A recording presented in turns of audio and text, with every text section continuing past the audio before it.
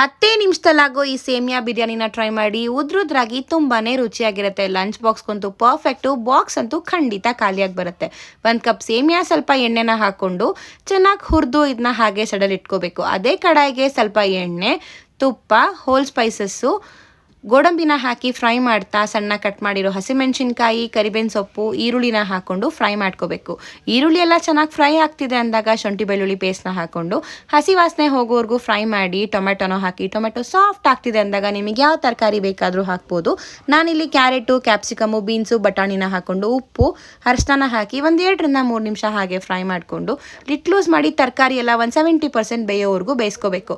ಖಾರದ ಪುಡಿ, ಬಿರಿಯಾನಿ ಮಸಾಲಾನ ಹಾಕಿ ಇನ್ನೊಮ್ಮೆ ಚೆನ್ನಾಗಿ ಫ್ರೈ ಮಾಡಿಬಿಟ್ಟು 1-2 ಕಪ್ ನೀರು, ಫ್ರೈ ಮಾಡಿಟ್ಟಿರುವಂಥ ಸೇಮಿಯಾ ಏನಿತ್ತಲ್ಲ ಅದನ್ನು ಹಾಕಿ ಮಿಕ್ಸ್ ಮಾಡಿಬಿಟ್ಟು 1 5ರಿಂದ 6 ನಿಮಿಷ ಇದನ್ನ ಲೋ ಫ್ಲೇಮಲ್ಲಿ ದಮ್ ಕಟ್ಟಿ ಲಾಸ್ಟಲ್ಲಿ ಕೊತ್ತಂಬರಿ ಸೊಪ್ಪನ್ನ ಹಾಕ್ಕೊಂಡ್ರೆ ಸಖತ್ ರುಚಿಯಾಗಿರೋ ಸೇಮಿಯಾ ಬಿರಿಯಾನಿ ರೆಡಿ.